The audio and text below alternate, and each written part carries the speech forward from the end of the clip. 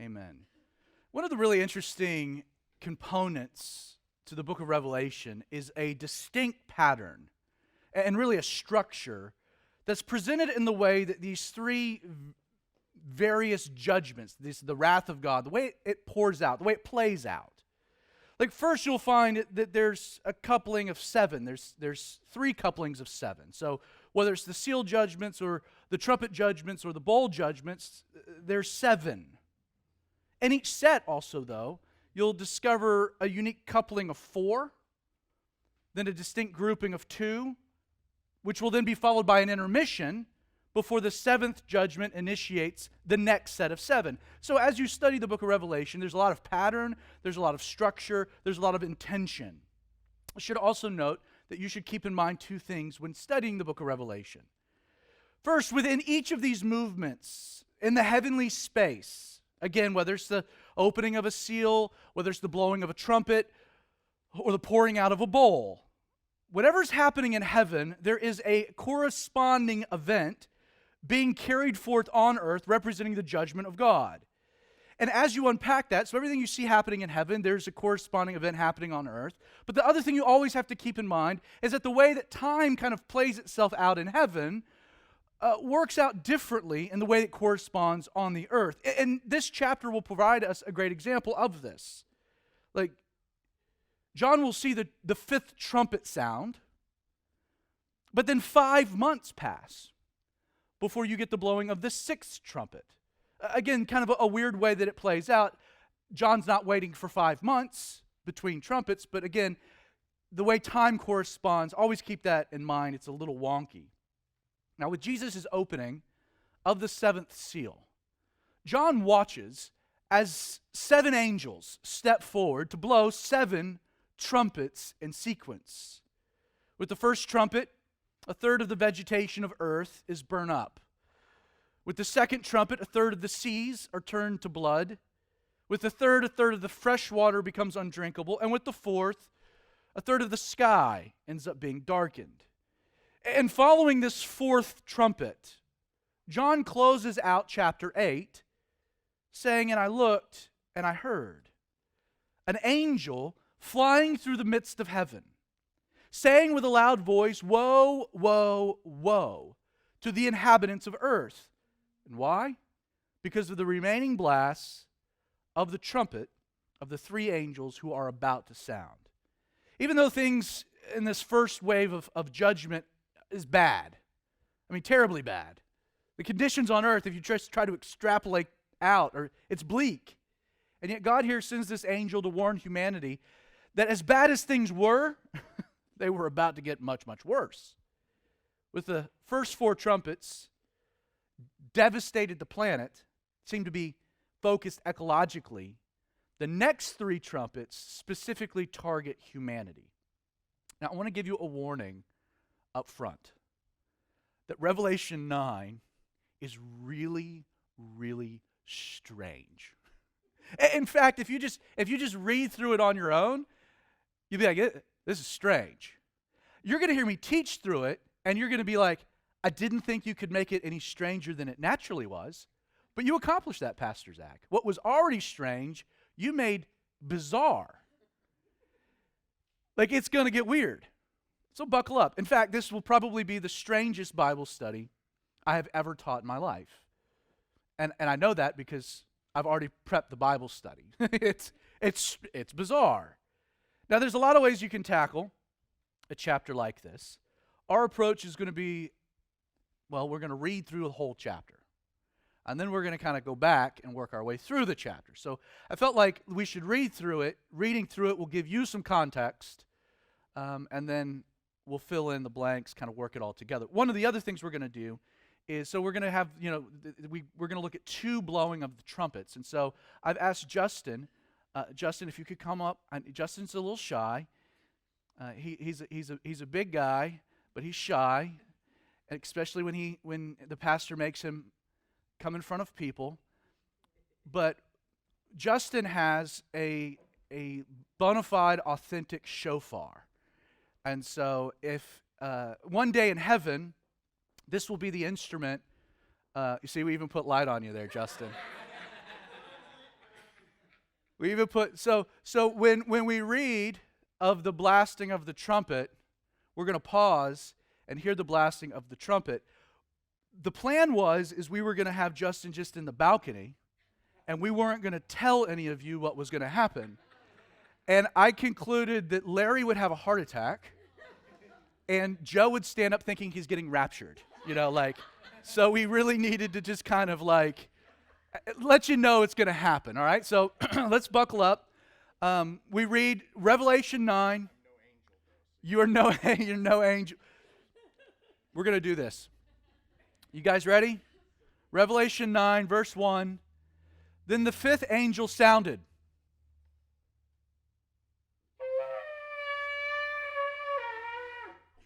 It's like an elephant. That's the worst trumpet sound I've ever heard. Oh, it's great. This is great. So the fifth angel sounded.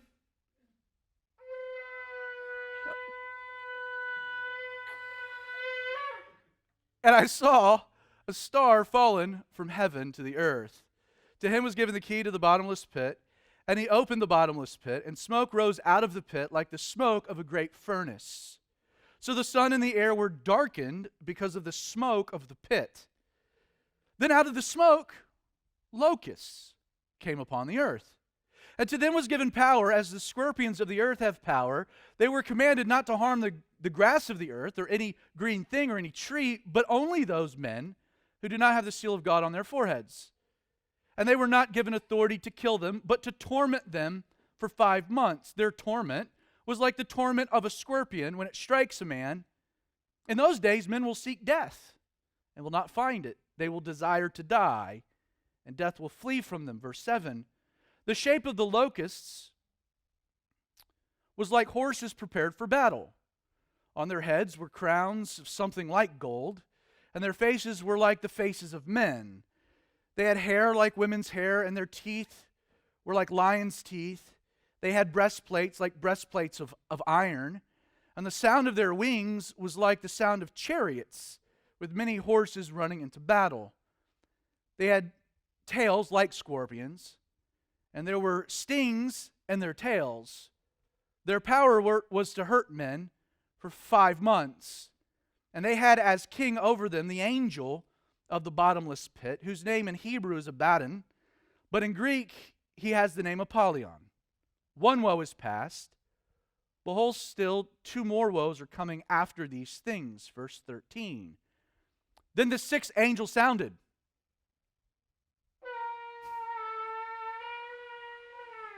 There you go. And I heard a voice. You're done. You're done officially.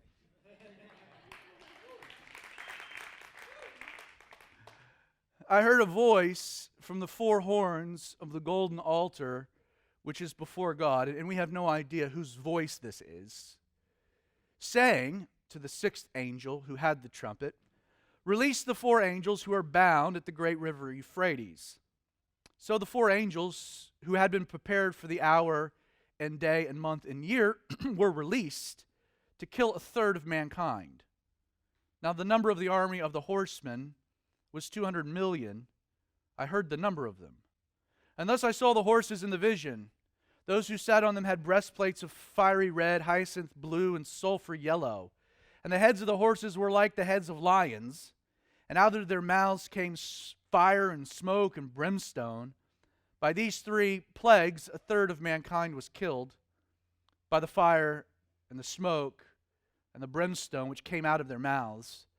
For their power is in their mouth and in their tails, for their tails are like serpents, having heads, and with them they do harm. So you guys got all that? Makes total sense. Following the blast of the 5th trumpet, John says, look back, he says, "I saw a star fallen from heaven to the earth. To him was given the key to the bottomless pit." Now, the first thing that you should notice about this particular star that John mentions is that he had to have been some type of created being, and we shouldn't view him as being a literal star. And the reason for that is, note, John, he says, "I saw a star fallen from heaven to the earth. To him was given this key." So John immediately connects the star to this masculine pronoun, to him. So it's not a literal star that John's seeing. The other important detail is the fact that John describes the fall in the past tense. I saw a star fallen. It's already happened. Now, we don't know when, but John is describing what you might consider to be a fallen star. Additionally, because this fall resulted in the relocation of this being from heaven to earth, right?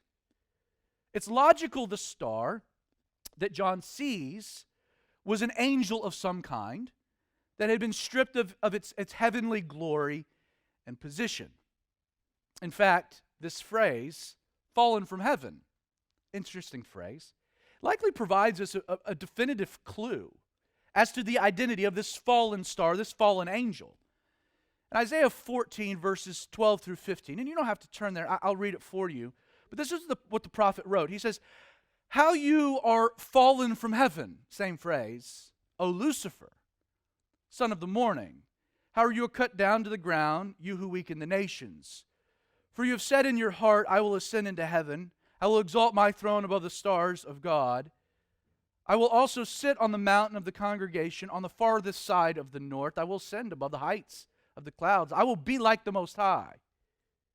The prophet adds, "Yet you shall be brought down to Sheol, to the lowest depths of the pit." With these things in mind, we understand with quite a bit of clarity that following the blowing of this fifth trumpet, John sees Satan given the key to the bottomless pit. So that kind of sets the stage for the entire chapter. Satan, the fallen star, is given a key to this pit. Now, naturally, possessing the key grants Satan the ability to set loose on the earth creatures that were being held in the pit. In his vision, John says that when he opened the bottomless pit, so when Satan had opened this pit, smoke arose out of the pit like the smoke of a great furnace, and then out of the smoke, locusts came upon the earth. So Satan is releasing some creatures. Now, in order for me to explain what I believe John is watching play out on the earth with the fifth and sixth trumpet, I think it would be helpful for you if I just kind of play my whole hand, put all the cards out on the table, just right from the beginning, kind of tell you what I think, and then we'll work backwards unpacking it.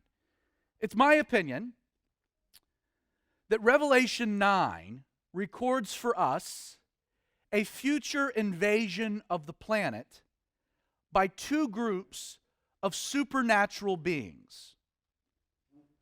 You'll have demons who will torment men for 5 months, followed by an army of what I see to be fallen angels who proceed to kill a third of mankind. Now, before you immediately turn me off, like, what are we talking about? Keep in mind two important things. In fact, if you do, my thesis isn't all that outlandish.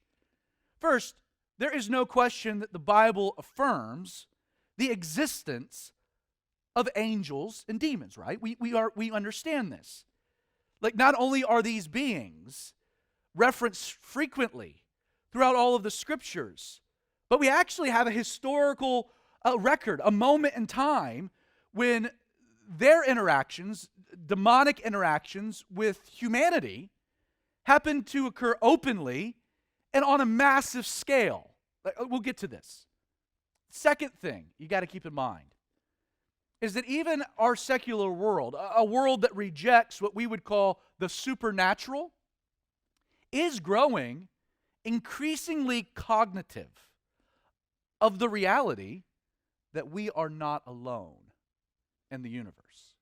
In fact, if you see the accounts of alien encounters or the documented evidence of foreign objects moving into and out of space in ways that defy the physics we know of this world, the idea of a future alien invasion being actually an invasion of demons and angels, it's not all that crazy, as crazy it might initially seem. Now, in order to understand what's happening in this chapter, and more specifically what Satan is releasing from the bottomless pit, let's start by talking about the pit itself. There's no question there is an unavoidable measure of mystery regarding the spiritual realms that exist outside of our physical dimension. But the Bible does describe for us several of these locales. Aside from heaven and what was known as paradise before, the Bible tells us that the final destination of the unbelieving world, along with Satan and demons and the rest of the fallen angelic host, is a place the Bible calls hell, which is also known as Sheol, or the eternal lake of fire. And please note that hell is presently unoccupied. Like hell, it's unoccupied presently, and it's not a place where Satan and his boys hang out. That's not hell. In fact, if you tell someone to go to hell, you should be like, well, I technically can't go there yet. So get your theology right if you're going to insult me. Like furthermore, the scriptures describe for us a place known as Hades.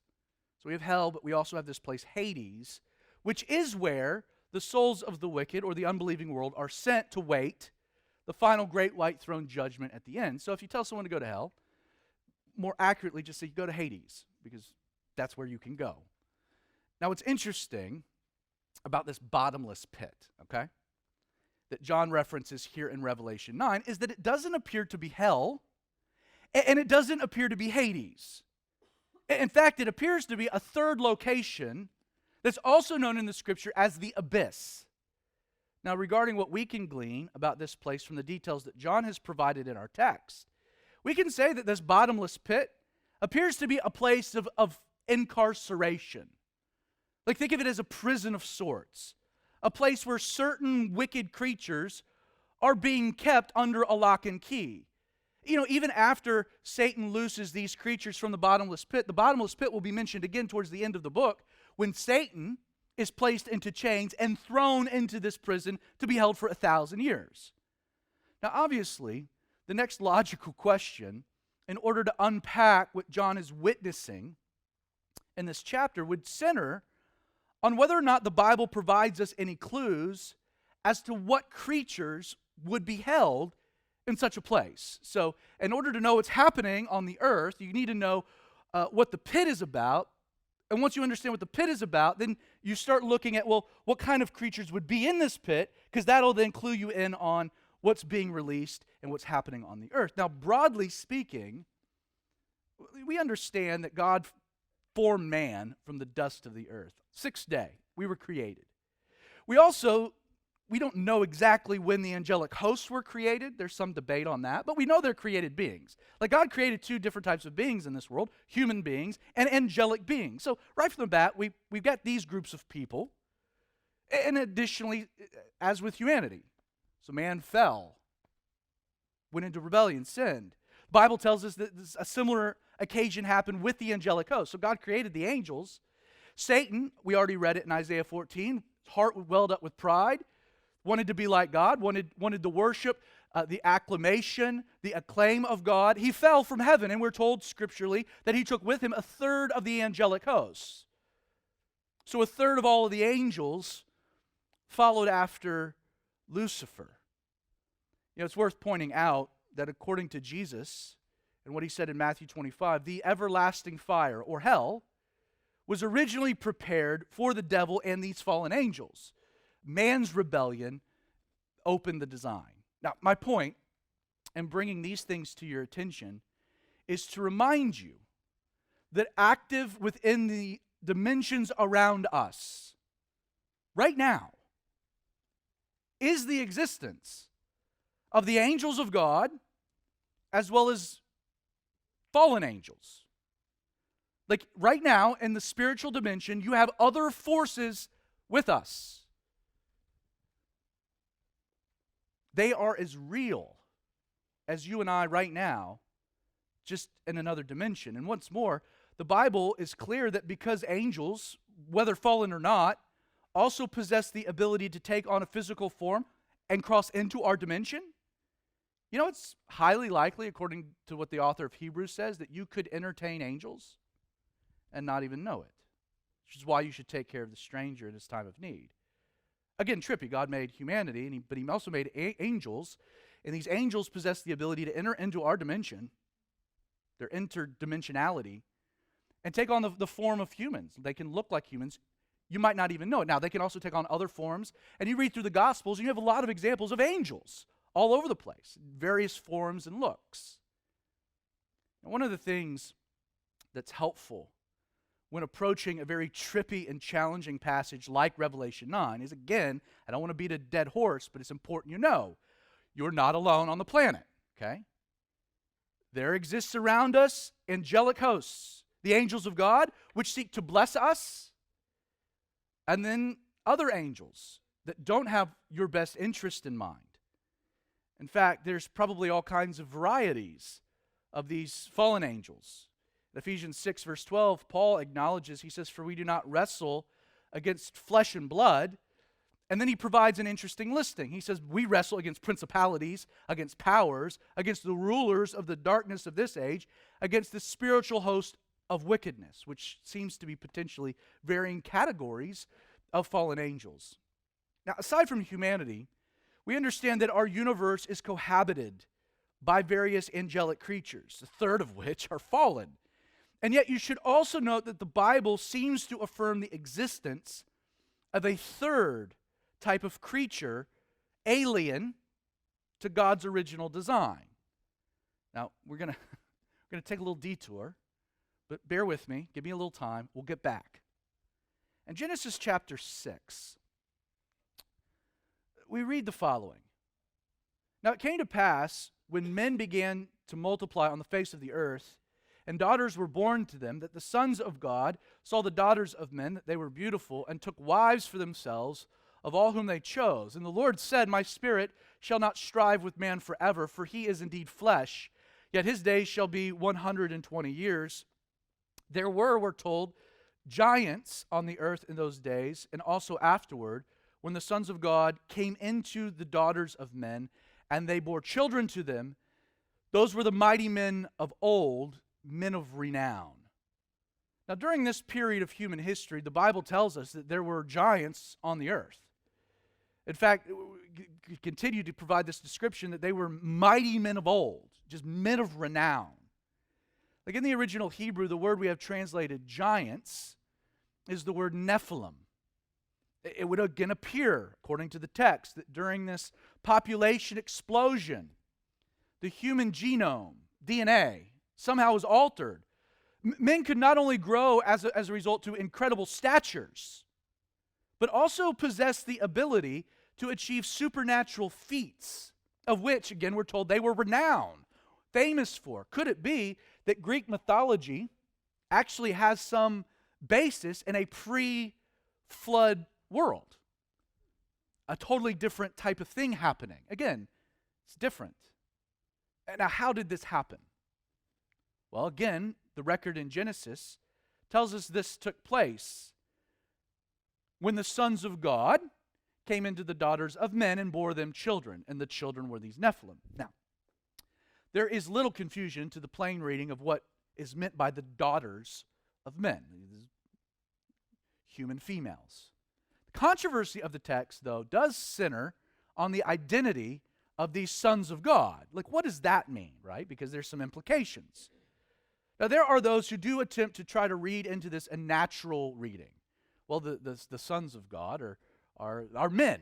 This is just talking about men and women and some natural biological thing. The problem with that is that this phrase, we have sons of God, is never once used in the Bible to ever refer to human beings. Not once. Aside from this passage in Genesis 6, the phrase is only used in Job 1 verse 6, Job 2 verse 1, Job 38 verse 7. And in all three places, the sons of God, or literally Ben Elohim, it's used as a direct reference to angelic beings. In fact, the scholars behind the Septuagint, one of the early translations of the Old Testament, actually translate the phrase sons of God as the angels of God. Now, though the scriptures present angels as being asexual, and not able to procreate among themselves. Jesus makes this point in Matthew 12, where he says the angels are not given to marriage. Like, they don't procreate, they don't replicate, they're different in that sense. They're asexual.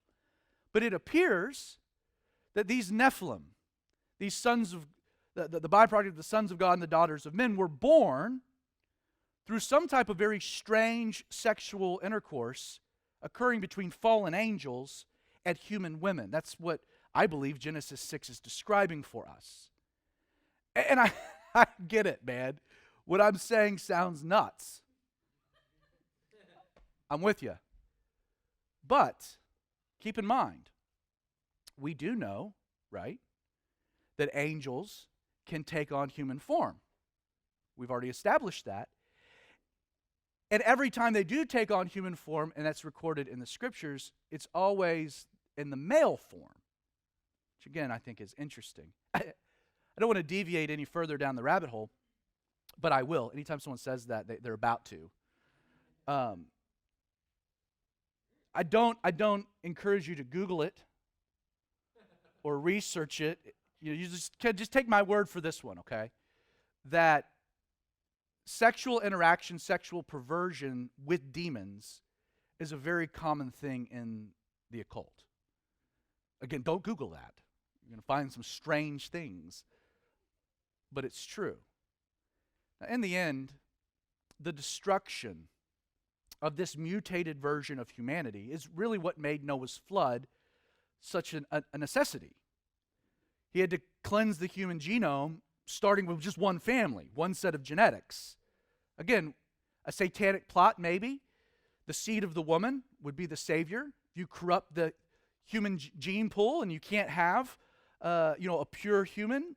There's all kinds of theories, all kinds of ways.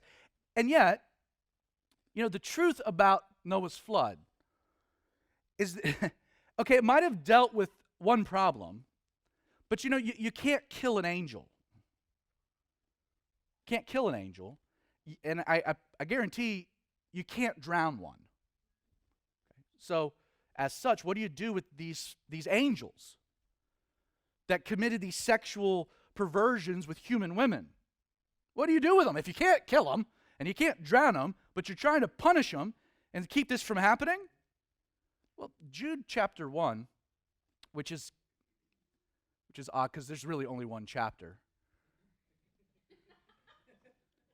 But we're told, let me read you a section of scripture, that there were angels, we're told, who did not keep their proper domain, but left their own abode. It's these angels, Jude tells us, Jesus has reserved in everlasting chains under darkness for the judgment of the great day, as Sodom and Gomorrah, having given themselves over to sexual immorality and gone after strange flesh, are set forth as an example.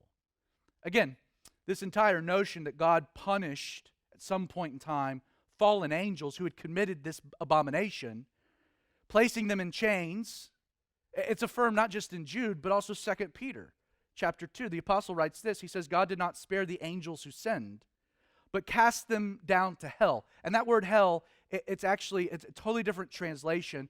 It's the deep abyss is literally what it should be translated as. And delivered them, we're told, into chains of darkness to be reserved for judgment, and did not spare the ancient world, but saved Noah, one of 8 people, a preacher of righteousness, bringing in the flood on the world of the ungodly. Now, looking back at our text, when Satan unlocks the bottomless pit, 2 things we're told are released. Look again, there's smoke. First thing that comes out, smoke. And then from the smoke, what comes? Well, these locusts. Now, initially, John focuses on the locusts, who then proceed to torment everyone on earth for a period of 5 months, with the lone exception of the 144,000 who were sealed with the mark of God on their forehead. John even says that during these 5 months, the torment, the torture, it's so terrible that men will want to die, but will not be allowed to during this period. And yet, while they will not become a factor until the 6th trumpet sounds following these terrifying 5 months, I believe, and again, you can read find your own interpretations, but I believe, it's my conviction, that this smoke that comes out, the smoke released from the pit, I believe it ends up becoming this army of horsemen, or literally a cavalry, I believe, of fallen angels. And the total of them is 200 million. And it'll be during these 5 months that an angelic army is waiting for the release of 4 more angels who were bound at Euphrates. Again, these angels were actually prepared for the hour of the day of the month of the year. And in the end, they will be responsible, this army of fallen angels, of killing a third of mankind. And again, go back to Jude. It's not an accident. We're told that these fallen angels had been what? Reserved. They'd been placed into chains, reserved, held back, not allowed on the earth. For what?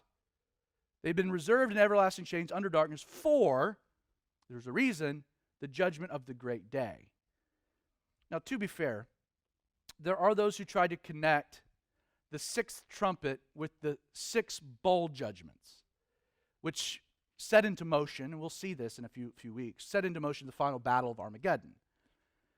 Ultimately, they do this to make verses 16 through 19 of Revelation 9 more understandable. You see, what they'll do is they'll try to read into these bizarre descriptions modern weaponry that John would have had a hard time describing from a first century context, right? Additionally, those who take this particular position that what we read of in the 6th trumpet and the 6th bowl are the same, people that take this position will point to, well, the Euphrates is mentioned in both. Euphrates is dried up in the bowl judgment, allowing the armies from the east to come and for this final battle in the valley of Megiddo. And then they'll build on that idea by saying that, well, you do know, right, that the People's Republic of China boasts of having an army of 200 million men. So clearly, this is a China on the march. Okay. There are problems with that perspective, though. First, the armies of the world in Revelation 16 are brought to Armageddon by 3 unclean spirits, whereas in Revelation 9, things are initiated by the release of 4 angels who actually seem to lead the army itself. Aside from this, in our text, John only mentions the Euphrates as it relates to these 4 angels, where they're bound. Like Revelation 9 makes no mention of the river drying up to be a superhighway. And lastly, if you just think about the pure logistics of what it would take to supply and then move a 200-man army, it's actually impossible. Like, you can't move that many people. You can't feed them, clothe them, cover them. Like, the pure logistics of how big, if they were to march. Like, again, you couldn't find a path, yet alone the Euphrates River. Let me be clear. These horses that John sees scouring the earth, that we're given the account of at the end of the chapter, they are unlike anything else described in the Bible. You know that. And I should add, they don't easily correspond to some type of modern warfare, a method of warfare that we know of today. Like, again, you read about these horses and you're trying to, like, well, what is this? Is it an Apache helicopter? Is it? No, you can't, like, it's trippy. What is it? I believe that the only conclusion you can reach about the 6th trumpet is that it's a continuation of the previous trumpet. That God allows an army of 200 million fallen angels to invade the earth and in the process kill a third of humanity. Now, while we understand that there are fallen angels in the bottomless pit, we can assume are released, what about these bizarre creatures who emerge out of the smoke that John simply refers to as being locusts? I didn't skip it. We're going to get to it. You know, it's true that I always seek, kind of as a rule of thumb, to stick to the plain, literal reading of a text. It's kind of a fallback for me. But in this case, I don't believe what John is recording here should be read literally. Like, instead, I think this reference to locusts is John's way of trying to describe for us more of the nature of what's happening. That there's just a swarming nature to these devastating creatures. Now, before I tell you what the creatures are, let me give you a few reasons why I don't think they're actually locusts. For starters, it's obvious that this detailed description of these creatures provided by John in verses 7 through 10 is not consistent in any way, shape, or form with the anatomy of any type of locust. Again, look at John's description. And to his credit, he employs a lot of illustrative language. He says the shape of the locust was like horses prepared for battle. He's not saying they were horses. He's saying they were like, and on their heads were crowns something like gold. Their faces were like the faces of men. They had hair like a woman's hair. It wasn't a woman's hair, but it was like it. Their teeth were like lion's teeth. They had these breastplates like breastplates of iron. The sound of their wings was like the sound of chariots. It wasn't chariots, but the sound was like that. Chariots with many horses running into battle. They had tails like scorpion tails, and there were stingers in their tails. Again, there's no, that doesn't fit a description of a locust. The other clue that these were not literal locusts centers on the fact that locusts do not typically avoid eating vegetation. It's kind of the thing of a locust, to eat green stuff. And also know that locusts aren't typically hostile creatures. They don't skip over the plants in your front yard to torment you. Locusts aren't typically aggressive when it comes to human beings. They aren't inclined to attack and torment humanity. John says, look at it beginning in verse 4, he says, they were commanded not to harm the grass or any green thing or any tree, but they were commanded to harm men who did not have the seal of God on their foreheads. They were not given authority to kill them, only to torment them. And the torment was like the torment of a scorpion when it strikes a man. And then in verse 10, John adds that their tails were like scorpions. They had these stingers. Their power was to hurt men for 5 months. Beyond these things, in Proverbs 30, we're given another detail. We're told that the locusts have no king, which is one of the things that makes kind of the uniformity about the way that they swarm really interesting. We don't know. There's a uniformity to it. We just don't know how. There's no king. There's no leader. There's no dominant, like a queen ant of a colony. Locusts don't have the equivalent of that.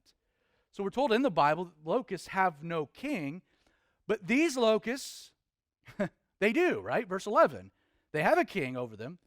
This king is the angel of the bottomless pit, whose name is Abaddon in Hebrew and Greek, Apollyon, or literally his name is Destruction, and he has the name Destroyer.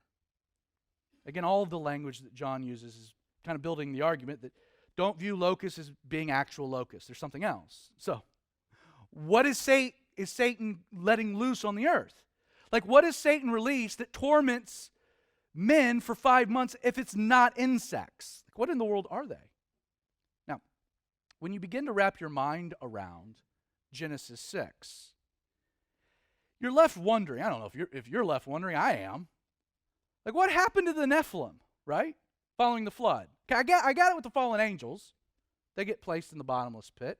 You can't drown an angel. But theoretically speaking, you could imagine that the alien offspring of angels mating with humans would also be kind of difficult to kill, right? Especially if they're men of renown. Now, sure, their physical bodies would have perished in the flood, the human part of them. But their angelic nature would have remained, theoretically. So what happened to them?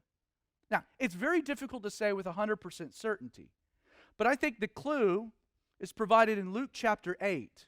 We have this interesting story, I think sheds light on what we're reading here in Revelation 9. I'll read it for you. We're told that Jesus stepped out on the land, and there he met a man from the city who had demons for a long time. Now, the word demon is evil spirits. This man wore no clothes, nor did he live in a house, but in the tombs. And when he saw Jesus, he cried out, fell down before him, and with a loud voice said, "What have I to do with you, Jesus, Son of the Most High God?" I beg you, do not torment me. Now, before getting to Jesus' response, Luke, he explains for us the justification of the demon's reaction here. Luke tells us that Jesus had commanded the unclean spirit to come out of the man, for it had often seized him. He was being kept under guard, bound with chains and shackles, but he broke the bonds and was driven by the demon into the wilderness. So this man had like a supernatural strength. You couldn't restrain him. So Jesus asked the demon, he says, "What's your name?" And he says, "Legion," because many demons had entered him. And they begged Jesus, notice, that he would not command them to go into the abyss, the exact same word used for bottomless pit. Now a herd of swine was feeding on the mountain, so they begged Jesus that he would permit them to enter them. So he did. The demons went out of the man, entered the swine. The herd ran violently down the steep place into the lake and drowned. Now it would seem that while similar, demons and fallen angels appear to have some very significant differences. Like, for example, one of the interesting things about the angelic realm is that we have 0 examples in the Bible of angels, fallen or not, actually possessing people. They don't need to. Angelic possession. It's not necessary. I mean, they can enter our dimension looking like a human being, so why would they need to possess a human being? No mention of angels, fallen or not, possessing people, nor do we ever have a mention of an angel craving a physical body to indwell, as we see the demons referenced in this story with Jesus. And yet, again, as illustrated by this story and many others in the Gospels, there is something about demons in particular where they long for and even somehow like crave, they necessitate a physical embodiment. Again, not something you ever see with angels, but you see it all the time with demons. As such, I believe that demons are different from fallen angels and are actually the disembodied remnant of these Nephilim, which kind of make them a pseudo-angelic being that needs a physical host, something to indwell. Like, either way, what's interesting about this story recorded in the Gospel of Luke is that these demons, what do they fear? Remember? They fear that Jesus might not allow them to go possess something else, and instead do what? Cast them into the abyss, the dreaded abyss. The implication being that many demons have ended up being cast into the bottomless pit. Again, in the end, what I believe we have being described by John in this 5th trumpet is actually a 5-month period of time during the Great Tribulation when an unknown number of these demons being held in the bottomless pit are given bodies and set loose on earth to torment mankind. And torment man they do. Verse 5, John says their torment was like the torment of a scorpion when it strikes a man. And I have no idea what the strike of a scorpion feels like. And I have no plans to ever experience it. I don't want to get stung by a scorpion. But you know, from the Greek, a better translation of the word to torment would be to torture. Like, it's a loaded term. It literally means the vexation of both the mind and the body with grievous pains. And what's truly disturbing about the ordeal is that according to verse 6, John says that in those days men will seek death, will not find it, they will desire to die, death will flee from them. You know, never before in the history of the planet has anything similar to this ever happened. Like, what John is saying is that death, the wages of sin is death. Death decides to take a holiday. Death taps out. It's like, for 5 months, I'm going on vacation. So men will seek, so actively, they will seek to die. But John says death will flee from them. What does that look like? You try to kill yourself, and you can't. Again, I don't want to go so far as to say that there's biblical evidence for the zombie apocalypse, but this is as close as you'll get. People trying to kill them actively, but they're not dead. I mean, imagine all the mutilation that would occur. How long do you think it took mankind to figure out they couldn't die? A week or two? It's like, man, I have jumped off this bridge 4 times. I have tried to drown myself. For whatever reason, I'm really bad at dying. And I'm limping and gipping all around the earth, right? Like a zombie. I got broken legs and broken arms. I just can't die. Weird. Now, before we wrap things up, some of you are like, please. You can't help but kind of think. So what we have being described is 5 months of demons going all around the earth, tormenting and torturing men. And that is followed by a 200 million man angelic army led by 4 demons prepared for the hour and the day and the month and the year that kill 1/3 of mankind. And again, you're like, how does that play out? Well, I mean, if aliens are angels, then there is a moment in time we're invaded by aliens. An angelic alien invasion. Do they need ships to come in? I don't know. Just spitballing. Come up with your own theories. What strikes me, though, about the passage, so there's some bad stuff in this bottomless pit. We can agree with that, right?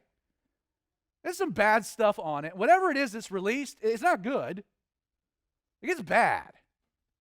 It's dark. It's wicked. So why in the world would God give Satan the key to the bottomless pit? Hey, God knows what's in there. God knows that Satan wants it out. So why would God give him the key? Never forget that God here is dealing with a planet that is filled with people He has tried to save by sending his son to die on the cross. This is a world of people that have absolutely, completely rejected Jesus and the offer of salvation. In fact, they want nothing to do with Jesus at all, okay? So that's a context. You might think of it this way. Everyone on the planet at this point, with the exception of those that are getting saved, sealed with the 144,000, sealed with the mark of God, like these people are choosing morally. In their rejection of Jesus, they are saying, I would rather spend my eternity in hell than spend it with you. That's what anyone that dies rejecting Jesus, it's a misconception that God sends anyone to hell. Because that would be cruel. God never sends anyone to hell. What he does is he lovingly allows people to choose to go there. Like that's the idea. That's the notion. So here's God dealing with this kind of a group of people. I'd rather hell instead of you. So what does God do? I believe with the desire, with the intent to persuade them from their evil. Because God knows. What does he do? He's like, oh, you want hell. Okay? Well, how about a 5-month test drive? Here you go. God allows hell to ascend up to earth to give everybody a taste. For what reason? He wants to save them. He's trying to get through to them. I hope you know that hell is not a party. It's not a party. Like hell, as I mentioned, was created for Satan and the fallen angels and the demons. Hell is a place of torment. It is a place of terror. In fact, I think what's interesting is those who are sent to hell, the Bible says, desire to die, but death will flee from them. Interesting, the same thing happens on earth, doesn't it? You want to die, but you can't. You can't. You see, in hell, there is no reprieve. There is no escape. And the torture's constant. And it's almost as if by allowing Satan to set loose onto the earth, the future occupants of hell, God is illustrating for man what his eternity would look like if he continues down his path. It's like God saying, you don't want it. You have options.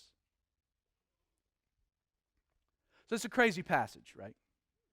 Like 19 verses is crazy, bizarre. Hard to even wrap your mind around it all, right? But the chapter, I believe, reserves the most unbelievable for the last two verses. But the rest of mankind, who were not killed with these plagues, did not repent of the works of their hands. That they should not worship demons and idols of gold, silver, brass, stone, and wood, which can neither see nor hear nor walk. And they did not repent of their murderers and sorcerers and their sexual immorality or their thefts. Like, to me, that's the craziest part of the chapter. You see an angelic invasion kill a third of the planet, and demons tormenting mankind for 5 months. You gotta take a step back and do a little self-evaluation, I would think. And no doubt people probably did. But John affirms that the majority didn't, and instead became all the more resolute in their sin. Trippy chapter. Father, Lord, thank you for your word.